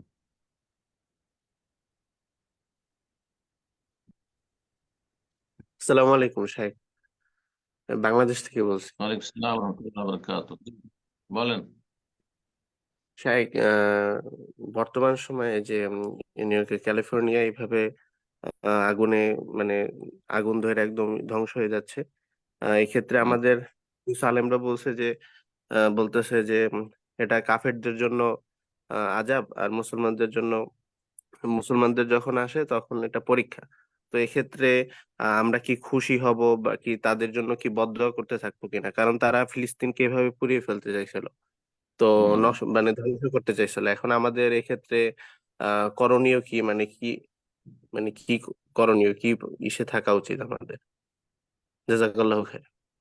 জি। যে এলাকায় এসব দুর্যোগ এসেছে, সেই এলাকা তো কিছু মুসলমান বাস করে, তো ঢালাও ভাবে হ্যাঁ বদদোয়া করতে থাকবেন, ধ্বংসের দোয়া করতে থাকবেন, এটা জ্ঞানীর পরিচয় নয়। তাহলে আপনি ইনডাইরেক্ট হইলো বা ডাইরেক্ট মুসলিমদের জন্য ধ্বংসের দোয়া করছেন। জি। আর প্রত্যেকটা জায়গায় মুসলিম বসবাস করছে, কিছু ভালো মানুষ আছে, তো এইভাবে ঢালাও ভাবে দোয়া করা যায় নয়, বদদোয়া করা।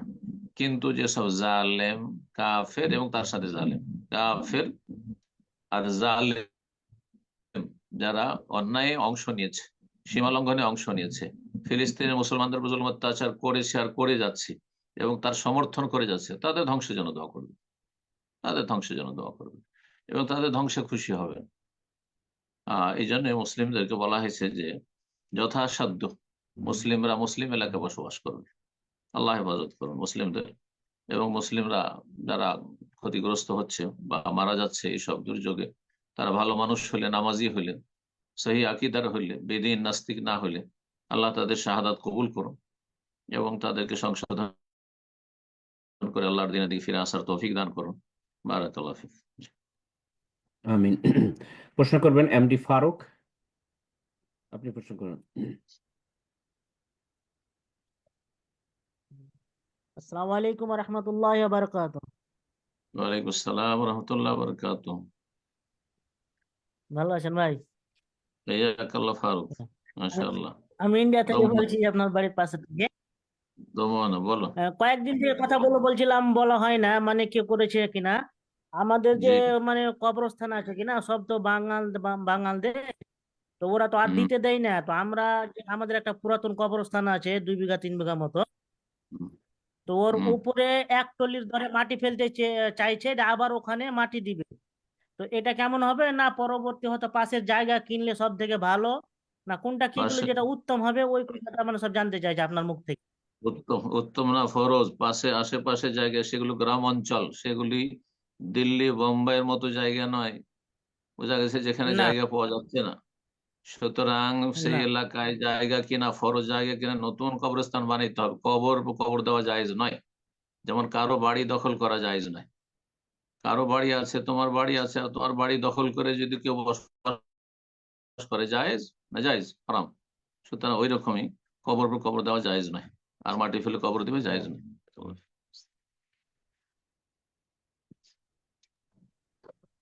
জাজাকাল্লাহ খায়ের।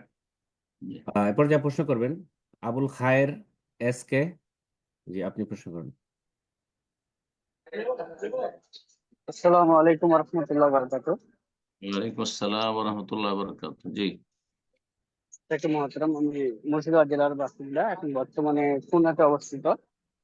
জি তো শেখ, আমার প্রশ্নটা ছিল যে আমি যখন থেকে দিন ও ইসলামকে বুঝি, আর নামাজ সালাতটা যেটা ফরজ, মানে জামাতের সঙ্গে যেটা মানে অতীত গুরুত্বর সঙ্গে, কিভাবে আমি এখান থেকে মানে হুম 3-4 বার যাওয়ার চেষ্টা করেছি, মানে এখান থেকে চলে হুম গিয়েছিলাম যে আমি সালাতটা যেন সঠিকভাবে হুম। আদায় করতে পারি। তো এই ক্ষেত্রে আমি 4-5 বারে ব্যর্থ হয়ে আবার এখানেই চলে আসতে হয়েছে। তো এখন আমার করণীয়টা কি হবে? আর লাস্টের বেলায় আপনার কাছে দোয়ার দরখাস্ত রইলো, যাতে আমি যেখানেই থাকি যেমন অবস্থায়, যাতে আমি সালাদটা যেমন জামাতের সঙ্গে আদায় করতে পারি। আসসালামু আপনার আলাইকুম। প্রশ্নটা আমার ক্লিয়ার হন, আবার বলেন দেখি। থেকে মহাতরম, যখন আমি ইসলামকে বুঝি কিছু হ্যাঁ বছর আগে, তখন হুম সালাদটা আমার কাছে অত্যন্ত জরুরি মনে হয়। এর জন্য আমি এখান থেকে অবশ্যই। বারে বারে পালন করি, যে আমি 4-5 বার ফেল হয়েছি তবু আমি ছাড়িনি, যে আমি সালাদটা যেভাবে গ্রামে থাকলে সুন্দরভাবে সহি আকিদার মসজিদে আদায় করতে পারবো বলে আমি গেছিলাম। কিন্তু কোনো হুম না কোনো কারণবশত আমি মানে ফেল হয়ে গেছি, তার জন্য এখন আবার কোনোতে এক্সপেরিমেন্ট। তো এই ক্ষেত্রে এখন করণীয় কি আমার? কি তুমি কি নামাজ পড়ো না এখন, না নামাজ পড়ছো বেদাতি মসজিদে? বুঝতে পারলাম না কথাটা। সেটা আমি সালাদটা আদায় করি, নিজস্ব ব্যবসা আছে, সালাদটা টাইমে আদায় করছি, কিন্তু জামাতের সঙ্গে পড়তে পারি না। কেন আশেপাশে কিন্তু মসজিদ নেই? মসজিদ আছে, কিন্তু ইঞ্জিনিয়ারদের আছে, কিন্তু টাইম হয় না আমাদের, মানে ওরা লং টাইম করে দিচ্ছে না, সব ওয়াক্ত মানে ওয়াক্তটা ঠিকঠাক রাখছে না এনারা এখানে। না তো, অক্ত যখন জামাতটা শুরু হবে তখন যাবে মসজিদে। মসজিদ কত দূরে? আজান শোনা যায়? মসজিদ আজান শোনা যায় না, এখানে এখানে আজান লাউড স্পিকারে অ্যালাউ নাই তো অনেক সময়। কতক্ষণ লাগে মসজিদ যেতে? 5 মিনিট 10 মিনিট পায়ে হেঁটে? হ্যাঁ, এরকম গাড়িতে আমার 2 হুইলার গেলে 4-5 মিনিট লাগে। গাড়ি যদি থাকে তাহলে ঠিক আছে, আর গাড়ি না থাকে পায়ে হেঁটে যদি 10 মিনিটের মধ্যে হয় তাহলে মসজিদ যেতে হবে। মসজিদে কিন্তু গিয়ে সে সালাত আমার পড়তে হবে। প্রশ্নটা হলো যে আমি এখানে মানে ব্যবসার মাঝে জন্য মধ্যে মানে ঠিক আছে, যেতে পারছি না। ব্যবসা বন্ধ করে দিতে হবে, নিজের ব্যবসা না, হ্যাঁ, দোকান বন্ধ কিন্তু করে যেতে সন্ধ্যের হবে। টাইমেই আমাদের এটা মানে ইয়ে হচ্ছে আর কি, বন্ধ করে যেতে কাস্টমারটা হবে, আল্লাহ বেশি হচ্ছে। বরকত দিবেন ইনশাআল্লাহ। পাশে পাশে আমার রুম আছে। কিন্তু একা একা পড়া যাবে না, তাহলে আশেপাশে যে মুসল্লিরা আছে ওখানে মুসাল্লা বানিয়ে একটা প্রেয়ার হল বানিয়ে ওখানে সাথে নিয়ে নামাজ পড়তে হবে। ঠিক আছে, আশা যথাসাধ্য করি চেষ্টা করবো। জাজাকাল্লাহ খায়ের, আশা করি প্রশ্ন ক্লিয়ার হয়েছে। শেখ উনি কথা বলছিলেন, কি আনমিউট করে দিব না ঠিক আছে এ পর্যন্ত? না না, যথেষ্ট জি, জাজাকাল্লাহ খায়ের। হয়ে গেছে। আমি বললাম যে যথাসাধ্য চেষ্টা করে মসজিদে যাওয়ার, আর মাঝে মধ্যে কখন হয়তো পড়লো, অথবা এখানে পড়লে একটা মুসাল্লা বানিয়ে নেবে, যেখানে 2-4 জন আরো আছে আশেপাশে মুসাল্লি, ওদেরকে নিয়ে জামাত করবে। একা একা সবসময় পড়বে সবসময় না, ব্যবসার জন্য। ব্যবসা 1 নম্বরে, নামাজ 2 নম্বরে, এটা চলবে না। জামাত সহকারে নামাজ পড়তে হবে জাজাকাল্লাহ খায়ের। যথাসাধ্য। জি, বারাকাল্লাহ ফিকুম। আওয়াজ ক্লিয়ার আসছে তো না? জি জি জি, এখন ঠিক আছে শেখ, জাজাকাল্লাহ খায়ের। জি তো ইনশাআল্লাহ এ পর্যায়ে আমরা আরেকজনকে সুযোগ করে দিয়েছি, প্রশ্ন করবেন আরিক, ক্যালিফোর্নিয়া থেকে। জি, আপনি প্রশ্ন করুন। সালাম আলাইকুম শেখ। ওয়ালাইকুম আসসালাম রহমতুল্লাহ বারাকাতুহু। জি শেখ, আমি ক্যালিফোর্নিয়া থেকে বলছি। তো জি বলেন। আমার প্রশ্ন হচ্ছে যে আমি একবার ফরজ সালাত পড়ছিলাম। তো হুম নামাজের মধ্যে আমি একটা ভুল করি। তো হুম, আমার এখন সিজদা সাহু দেওয়ার কথা, কিন্তু আমি সিজদা সাহু দিতেও ভুলে যাই। হুম, এরপরে ফরজ নামাজ শেষে জিকির আজগার করে আমি যখন আবার পরে সুন্নত নামাজ পড়ছিলাম, তখন আমার মনে পড়ে যে আমার ফরজ নামাজে সিজদা সাহু দেওয়ার উচিত ছিল, কিন্তু আমি ভুলে গেছি। তো হুম। এরকম সিচুয়েশন আমার কি করা উচিত? জাযাকাল্লাহ খাইর শেখ। কোনো আপনার ওয়াজিব ছুটে গেছে? আমার যতদূর মনে পড়ে, আমার রাকাত সংখ্যা নিয়ে সন্দেহ হচ্ছিল। সহজ সিজদা করা ওয়াজিব, এরকম ক্ষেত্রে সহজ সিজদা ওয়াজিব, কিন্তু সহজ সিজদা ভুলে গেলে আর যদি দীর্ঘ সময় হয়ে যায় তাহলে পুনরায় সলাত আদায় করতে হবে না। হ্যাঁ, সলাত হয়ে যাবে। কিন্তু ওখানে যদি মুসাল্লায় থাকেন, মসজিদে থাকেন, তাহলে পুনরায় দুটো সহজ সিজদা করে নেবেন আর তারপরে তখন সালাম ফিরবেন। জি। তো ওখানে যখন ছিলেন, যদিও সুন্নাত পড়ে নিয়েছেন, সহজ সিজদা করে নেন, সালাম ফিরেন। আল্লাহ তাআলা আলাম। জি। প্রশ্ন করবেন আব্দুল্লাহ, আপনি প্রশ্ন করুন।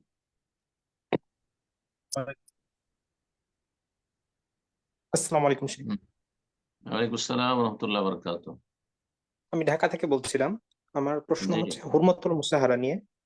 আমার এক হ্যাঁ। হানাফি বন্ধু আছে, সে শাশুড়িকে স্পর্শ করতে নিয়ে হচ্ছে কিছুটা উত্তেজনা অনুভব করে। সে আমাকে হুম, জিজ্ঞাসা করায়, আপনার ভিডিও একটি দেখায় যেখানে বলেছিলেন যে হচ্ছে এটা হচ্ছে হানাফি মাযহাবের ভুল ফাতোয়া। হুম, এখন হচ্ছে সে আরো কিছু হাদিস সম্বন্ধে জানতে পারে। একটা হাদিস হচ্ছে হযরত মুহাম্মদ সাল্লাল্লাহু আলাইহি সাল্লাম বলেছেন, যে ব্যক্তি কোনো মহিলার লজ্জাস্থানের দিকে তাকায় তাহলে তার মা এবং মেয়ে তার জন্য হারাম হয়ে যায়। আর আরেকটা হাদিস হচ্ছে বুখারী শরীফ থেকে নেওয়া হয়েছে, যেখানে আবু হুরায়রা আহ, আহ, বিন হুসেন, যে জুবের বিন হাদিসটা বললেন আজের। সহি নয়, ওই হাদিস যেটা বললেন সহি হাদিস না। জি। আচ্ছা আচ্ছা, তো হচ্ছে এই তো বুখারীতে কি আছে বলেন, বুখারীতে কি আছে বলেন। জি জি, আছে হচ্ছে আবু হুরায়রা আর হচ্ছে বিন হুসেন, জুবের বিন জায়েদ। অধিকাংশ সাহাবীদের মতে কোনো ব্যক্তি যদি তার স্ত্রীর মায়ের সাথে জিনা করে তাহলে হচ্ছে সেই স্ত্রী তার উপর হারাম হয়ে যায়। আর হানাফিরা বলে যে হচ্ছে স্পর্শ, যদি হচ্ছে জিনা দ্বারা হারাম হয় তাহলে স্পর্শ দ্বারাও হারাম হবে। কিন্তু আবার সেই হিয়াতে বুখারী শরীফে বলা আছে যে হচ্ছে ইবনে মুসাইব, আজ-জুহরি এবং আলী রাদিয়াল্লাহু আনহুর মতে হারাম হয় না। তাহলে এটা কোনটা সঠিক হবে? আর আমার বন্ধু এটাই হানাফি ঠিক, হলেও এটাই সে ঠিক, হচ্ছে যেটা মাযহাবের ইমাম মুসলিম আলী রাদিয়াল্লাহু, এটাই ঠিক। সাহাবায়ে কেরামদের অধিকাংশ বলতেন এতে হারাম, হুরমাতে মুসাহারা বলে কিছু নেই ইসলামে। জি। বৈবাহিক আচ্ছা আমার, সম্পর্ক। জি। জি জি, চলেন, চলেন, আমার ছাড়েন। যে, জি। হানাফি ফতোয়া ছাড়েন, হানাফি ফতোয়া ঠিক নয়। জি জি। জি, মানে আমার যে বন্ধুটা আছে উনি কিন্তু হানাফি। উনি হচ্ছে যদিও হচ্ছে কোরআন তো হাদিসের থাকতে আলোকেই দেন, হানাফি থাকতে দেন, বেদায়েত হইলো হইলো, না হলে থাকতে দেন, আপনার কি তাতে? ঠিক নয় তার ফতোয়া, তাদের ফতোয়া। জি। জাজাকাল্লাহ খায়ের। প্রশ্ন করবেন সাদ, আপনি প্রশ্ন করুন। সালামু আলাইকুম ওয়া রাহমাতুল্লাহি ওয়া বারাকাতুহু। রহমতুল্লাহ বরকাত। জি। জি স্যার, আমি বাংলাদেশ রাজশাহী থেকে বলছিলাম। জি বলেন। আচ্ছা, আমার প্রশ্ন হচ্ছে যে যে মসজিদগুলোতে মোনাজাতের বিদআত হয়, এই মসজিদগুলোতে দান করা যাবে কিনা? আর দান প্রয়োজন, সম্পর্কে আরেকটা।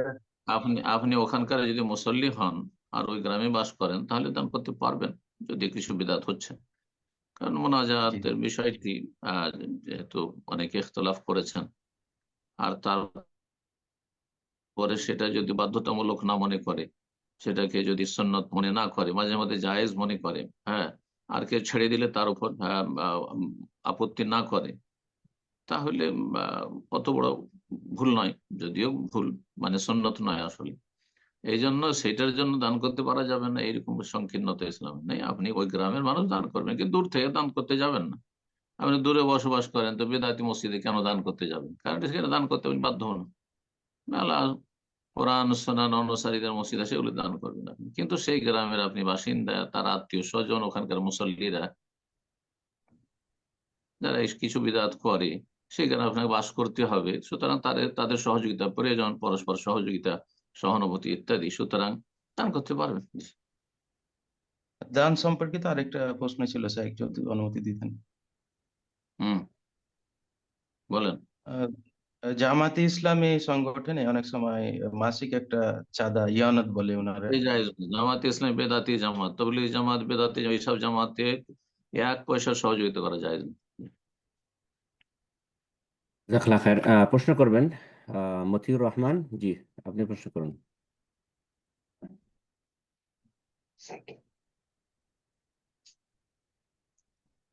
জি, মতিউর রহমান, জি আপনি প্রশ্ন করুন।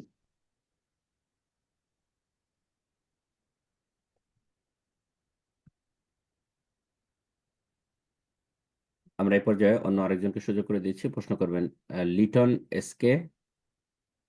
জি, আপনি প্রশ্ন করুন। আসসালামু আলাইকুম শেখ। ওয়ালাইকুম আসসালাম রহমতুল্লাহ বরকাত। জি আমি মুর্শিদাবাদ জঙ্গিপুর কাঁকড়িয়া থেকে বলছি শেখ। বলেন। আমরা রাজমিস্ত্রি কাজ করি, হুগলিতে আছি আপাতত। হুম তো প্রশ্নটা হচ্ছে, কোন মন্দিরে কাজ ধরে কাজ করা যাবে এবং তুলসী মঞ্চ যারা মানে পুজো করে সকাল সন্ধ্যা হিন্দুরা, হুম ওই তুলসী মঞ্চ তৈরি করা যাবে এইটা। আর আমাদেরই অনেক মুসলিম ভাইরা আছে। আপনি কি ওই কাজ করতে বাধ্য? আপনি ইনকামের জন্য আপনি ফোনটা আনমিউট করে নিন। লিটন ভাই, আপনি ফোনটাকে আনমিউট করে নিয়ে শেখের প্রশ্ন উত্তর দিন। জি। আমার মানে আরো কিছু আছে মিস্ত্রি, যেহেতু আমাদের মুসলিম লাইনেই মিস্ত্রিরা, তো অনেকেই আপনি আপনি কি পশু। ওই কাজ করতে বাধ্য? আমি প্রশ্ন উত্তরে দেন। না না আপনি কি ওই কাজগুলি করতে বাধ্য? না না না। বাধ্য নয় তো জায়েজ নয়। জি। আচ্ছা, তো আরো কিছু মিস্ত্রি আছে দেখি যে পশু, বাজ, বাঘ মানে এইসব জিনিস তৈরি করে শিল্পী, মুসলিম তারা, এগুলো কি করা জায়েজ হবে জায়েজ তাদের নয়, জন্য? জায়েজ নয়। না না না, জায়েজ জায়েজ নয়। জাজাকাল্লাহ খায়ের। জি, মতিউর রহমান, আপনি ফোন আনমিউট করেছিলেন, তো এখন আপনি ফোন আনমিউট করে নিন, প্রশ্ন করুন। জি। আসসালামু আলাইকুম। ওয়ালাইকুম আসসালাম রহমতুল্লাহ বরকাত। জি আমি মালদা থেকে বলছিলাম। বলেন। বলছিলাম যে আপনাদের ওই জানাজার নামাজের পরে যে মানুষের মাটি দেওয়ার পরে যে একটা দোয়া রয়েছে, সে দোয়াটা না করে সবাই চলে যাচ্ছে, হাত তুলে দোয়া করে না, অথচ দোয়া বন্ধ হয়েছে, যে সবাই চলে যাচ্ছে, তো এটা কি ঠিক হচ্ছে? দোয়া করা মুস্তাহাব, জরুরি নয়। কিছু লোক দোয়া করলেই হইলো। যদি সে পুরোপুরি নেকি চাই দুই কেরাত, তাহলে শেষ পর্যন্ত থাকবে, একটু দোয়া করে যাবে। নবী সাল্লাল্লাহু আলাইহি ওয়াসাল্লাম দোয়া করতে বলেছেন মাটি দেওয়ার পরে, ইস্তাগফিরু লিআখিকুম, তোমাদের ভাইদের জন্য তোমরা ক্ষমা প্রার্থনা করো আল্লাহর কাছে। ওয়াসালুল্লাহ লাহু তাসবিত, আল্লাহর কাছে তার জন্য দৃঢ়তা কামনা করো। ফাইন্নাহু আল-আনা ইউসাল, তাকে এখনই জিজ্ঞাসা করা হবে, সে যেন মুনকার নাকিরের জবাব দিতে পারে। তো শেষ পর্যন্ত থাকলে ভালো, মুস্তাহাব। কেউ না থাকলে গুনাহগার নয়। যদি কারো তাড়া থাকে আর সেখানে আপনার মাটি দিল তারপর চলে গেল, যথেষ্ট। ইনশাআল্লাহ ইনশাআল্লাহ মানুষের প্রয়োজন থাকতে পারে, জরুরি নয় যে দোয়া করা পর্যন্ত থাকতে হবে শেষ পর্যন্ত। তবে নিকট আত্মীয়রা থাকবে, যাদের পক্ষে থাকা সম্ভব তারা থাকবে। সবাই থাকতে হবে না, জরুরি নয়। একসময় সম্মিলিত মোনাজাত দিয়ে বেঁধে রাখতো, বেদাত দিয়ে কেন বেঁধে রাখবেন? জি, মানুষকে বলবেন যে শেষ পর্যন্ত থাকলে ভালো, একটু দোয়া করে যান, নিজের নিজে একা একা দোয়া করবেন। জি প্রশ্ন করবেন এমএসটি আসমা, আহ, এশা, অ্যাকচুয়ালি সরি, এএসটি এশা, আপনি প্রশ্ন করুন।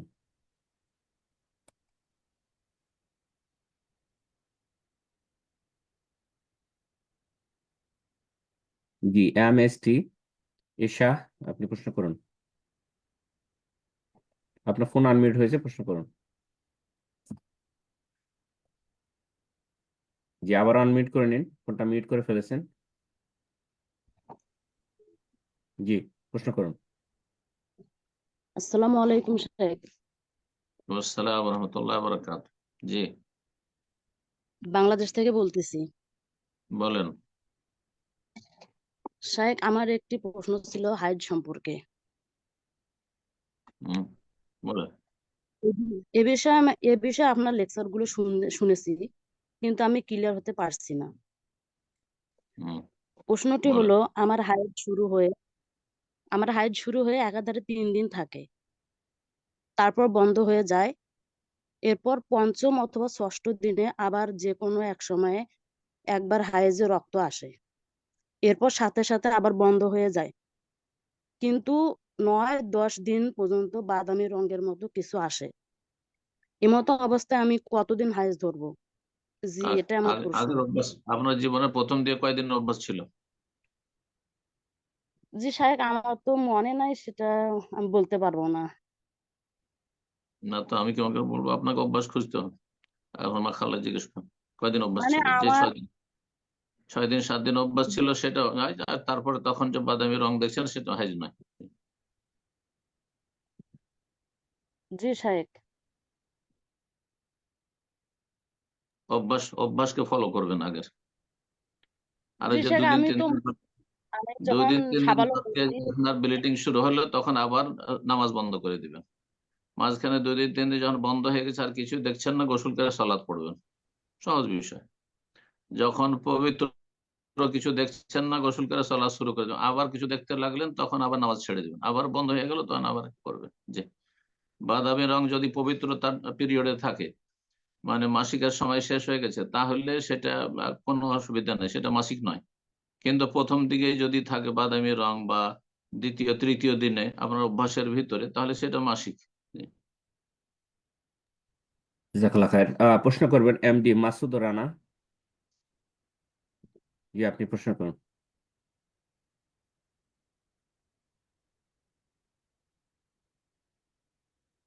এমডি মাসুদ রানা, ফোনটা আনমিউট করে নিন, প্রশ্ন করুন।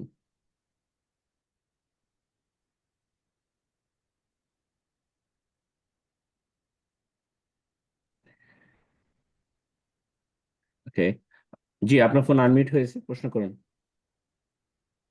আসসালামু আলাইকুম। সাউন্ডটা ক্লিয়ার না, মাইকটা কাছে নিয়ে কথা বলুন।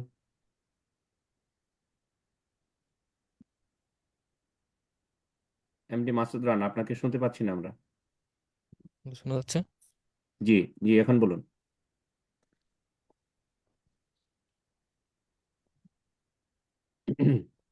জি, আপনাকে সামান্য একটু শুনতে পাচ্ছি, হয়তো আপনার মাইক্রোফোনের প্রবলেম আছে, মাইক্রোফোনটা খুলে নিয়ে কথা বলুন, দ্রুত চেষ্টা করুন, সময় চলে যাচ্ছে।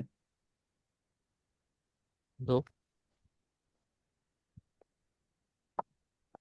আপনার কথা অস্পষ্ট, আমরা শুনতে পাচ্ছি না। তো ইনশাআল্লাহ আমরা মনে হয় আরেকজনকে সুযোগ করে দিই, সময় শেষের দিকে যাচ্ছে। তো আপনি পরবর্তীতে চেষ্টা করবেন ইনশাআল্লাহ, মাইক্রোফোন চেক করে নিন ইনশাআল্লাহ। প্রশ্ন করবেন এসকে আফতাবউদ্দিন, আপনি প্রশ্ন করুন।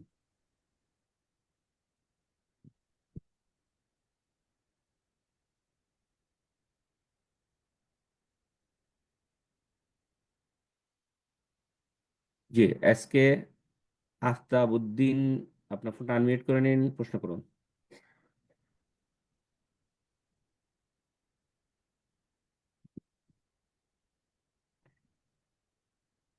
ইনশাআল্লাহ আমরা এই পর্যায়ে আরেকজনকে সুযোগ করে দিই, প্রশ্ন করবেন ফাইজুর রহমান।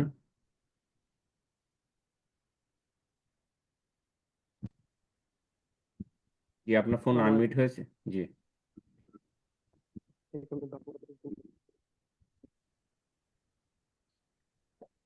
আপনাকেও আমরা ক্লিয়ার শুনতে পাচ্ছি না, মাইকগুলো ঠিক করে নিন। ফাইজুর রহমান,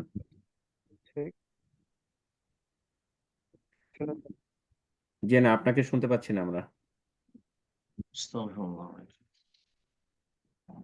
ওকে, প্রশ্ন করবেন রোবায়েত সামিরিন।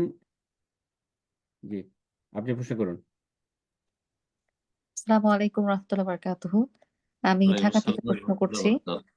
জি, শাক, আমার প্রশ্ন হচ্ছে যে আল্লাহর যে আকার আমরা জানি, এই শব্দ প্রয়োগে অনেকেরই মানে কিছু আলেমের দ্বিধামত দেখা যাচ্ছে। কেউ বলছে যে আকার শব্দ ব্যবহার করা যাবে না, সেখানে সুরত এরকম শব্দ প্রয়োগ করতে হবে। আবার কিছু আলেম যারা আছেন তারা বলছেন যে আল্লাহ আল্লাহর মতোই দেখতে, এভাবে বললেও চলবে। আসলে এখানে সঠিক ব্যাখ্যাটা কোনটা হবে আর কি? আসসালামু আলাইকুম রহমতুল্লাহ বারকাতুহু। আল্লাহর সুরত মানে আকার, আল্লাহর সুরত মানে আকার। জি, সুতরাং যারা বলছে আকার বলা যাবে না, তার কাছে বলা যাবে না, সে বলবে না, আর আমাদের কাছে বলা যাবে, সুতরাং আমরা বলবো। জি, আল্লাহর আকার আছে, আল্লাহ নিরাকার নাই। নিরাকার কথাটি কুফরি কথা, কিন্তু নিরাকার যখন নয় তো একটা তো আছে না, এটাও না ওটাও নয়, এটা ভুল কথা। জি, আল্লাহর আকার আছে, সুরত মানে আকার হয়। প্রশ্ন করবেন নজরুল ইসলাম, জি আপনি প্রশ্ন করুন। আসসালামু আলাইকুম ওয়া রাহমাতুল্লাহ। ওয়ালাইকুম আসসালাম ওয়া রাহমাতুল্লাহি ওয়া বারাকাতুহু। জি, আল্লাহ তাআলার জন্য আপনাকে অনেক বেশি ভালোবাসি। আহাব্বাকুমুল্লাহ, বারাকাল্লাহু ফিক। বলেন কোথা থেকে? শাহেখ, আমি বাংলাদেশ ময়মনসিংহ নেত্রকোনা থেকে বলতেছি। বলেন। শাহেখ, আমার একটা প্রশ্ন হচ্ছে যে বেনামাজি কাফের, তো মানে যারা নামাজ পড়ে না বা এক ওয়াক্ত ছেড়ে দেয়, মানে এক ওয়াক্ত ছেড়ে দিলে কি কাফের? আর যে যদি এক ওয়াক্ত ছেড়ে দিলে কাফের হয়ে যায়, তো স্বামী স্ত্রী যদি এই স্বামী যদি নামাজ না পড়ে, তো স্বামী স্ত্রী সম্পর্কে কি অটোমেটিক তালাক হয়ে যায় কিনা, এই সম্পর্কে একটু বিস্তারিত জানাবেন। জাযাকাল্লাহু খাইরান। বেনামাজি কাফের মানে যে একেবারে নামাজ পড়ে না, মানে 5 ওয়াক্তের 1 ওয়াক্ত পড়ে না, সে কাফের। আর যারা মাঝে মাঝে পড়ে, মাঝে মাঝে পড়ে না, 5 ওয়াক্তের 3 ওয়াক্ত পড়ে, 2 ওয়াক্ত পড়ে, কোনোদিন 4-5 ওয়াক্ত, কোনোদিন 1 ওয়াক্ত 2 ওয়াক্ত এরকম করে পড়ে, তাদের ক্ষেত্রে দ্বিমত রয়েছে। একদল বলছে তারাও কাফের, কিন্তু আরেক দল অধিকাংশরাই বলছেন যে তারা বড় কাফের নয়, ছোট কাফের, ফাসিক, পাপিষ্ঠ তারা। জি, সুতরাং আপনি যে বিষয়টি জিজ্ঞেস করলেন যে যারা 1 ওয়াক্ত পড়ে না কাফের জন্য, 1 ওয়াক্ত পড়ে না কাফের হয় না, তবে কুফরির কাছে চলে যায়, ছোট কুফরি করেও, হ্যাঁ, বড় কুফরির কাছাকাছি চলে, এইভাবে ধীরে ধীরে ছাড়তে থাকলে তার জন্য বড় কুফরির আশঙ্কা রয়েছে। কাফের শব্দটি মারাত্মক শব্দ। একজন মানুষ মুসলিম, সে কি করে, যদিও সে ছোট কুফরি হোক না কেন, কিন্তু কাফের শব্দটি নিজের জন্য কি করে সে পছন্দ করছে যে নামাজ ছাড়বে আর সে তাকে কাফের বলা হবে। নবী সাল্লাল্লাহু আলাইহি ওয়াসাল্লাম ফাকাত কাফারা বলেছেন। কোন মানুষ কি পছন্দ করছেন একজন মুসলিম হিসাবে যে আমি কাফের বলে আখ্যায়িত হই, ছোট হোক আর বড়ই হোক? সুতরাং আল্লাহকে ভয় করুন বেনামাজি আধা নামাজিরা, এবং নামাজ মোটেই ছাড়বেন না। একেবারে নামাজ পড়ে না, শুধু জুম্মা পড়ে, 5 ওয়াক্ত মোটেই পড়ে না, তারা কাফের। জি। কিন্তু মাঝে মধ্যে পড়ে, মাঝে মধ্যে পড়ে না, তারা ছোট কাফের, বড় কাফের নয়, কিন্তু বড় কুফরির কাছে চলে যেতে পারে, কারণ গোনহা আরো গোনহার দিকে নিয়ে যায়। হ্যাঁ, গোনহা আরো গোনহার দিকে নিয়ে যায়, বড় গোনহার দিকে নিয়ে যায়। সুতরাং যারা বেশি পাপিষ্ঠ, তাদের কুফরির ওপর মরণেরই আশঙ্কা রয়েছে। নাসআলুল্লাহ সালামাত ওয়াল আফিয়া, আল্লাহ হেফাজত করুন। আমিন। জাযাকাল্লাহ খায়ের শেখ, আজকে এখানে শেষ করা যাক। আল্লাহ আপনাকে জি, উত্তম জি, খায়ের দান করেন। আল্লাহ আপনার সময়ের জন্য আল্লাহ আপনাকে জি, তৌফিক বারাকাল্লাহু দেন। ফিক। তার জি, সাথে এই ভাই জিজ্ঞেস করছেন যে তার কি বিবি তালাক হয়ে যাবে যখন একেবারে নামাজ পড়ে না, একেবারে নামাজ পড়ে না আর তার স্ত্রী নামাজি, তাহলে সেই কাফের অধীনে স্ত্রী হয়ে একজন নামাজি মহিলার মোটে থাকা যায় না, সে হারাম জীবন করছে তার সাথে, মোটে যায় না। কিন্তু মাঝে মধ্যে পড়ছে, মাঝে মাঝে পড়ছে না, ফাসে পাপিষ্ট, যেমন চোর ডাকাত। মুসলিম সমাজের 5 ওয়াক্ত নামাজ যদি চোর হয়, ডাকাত হয়, মদখোর হয়, তাহলে তাদের থেকে তালাক নিয়ে নিতে পারে, কিন্তু যদি তাদের সাথে থাকে তো বিবাহ বন্ধন বহাল থাকবে। জি, বারাকাল্লাহু ফিক। আল্লাহ হিদায়াত দান করুন, মুসলিমদেরকে সংশোধনের তৌফিক দান করুন। যেসব ভাই বোনেরা আমাদের সাথে আজকে থাকলেন, আল্লাহ তাদের উত্তম প্রতিদান দান করেন, নেক হায়াত দান করেন, দিন দুনিয়ার সার্বিক কল্যাণ দান করেন। যেসব ভাইরা আমাদের পরিচালনা রয়েছেন, আল্লাহ তাদের জাযায়ে খায়ের দান করেন, দিন দুনিয়ার সার্বিক কল্যাণ, রহমত, বরকত দান করেন। সমস্ত অনিষ্ট থেকে, বালা মুসিবত থেকে আল্লাহ হেফাজতে রাখেন, এবং আমাদের পাপের কারণে আল্লাহ যেন আমাদের পকড়াও না করেন। আল্লাহুম্মা আল্লিফ বাইনা কুলুবিনা ওয়া আসলিহ যাতা বাইনানা ওয়াহদিনা সুবুলাস সালাম। রব্বানা আতিনা ফিদ দুনিয়া হাসানাহ ওয়া ফিল আখিরাতি হাসানাহ ওয়া কিনা আযাবান নার। রব্বানা হাব লানা মিন আজওয়াজিনা ওয়া যুররিয়াতিনা কুররাতা আ'য়ুন ওয়াজআলনা লিল মুত্তাকিনা ইমামা। ওয়া সাল্লাল্লাহু ওয়া সাল্লামা আলা নাবিয়িনা মুহাম্মদ ওয়া আলা আলিহি ওয়া সাহবিহি আজমাইন।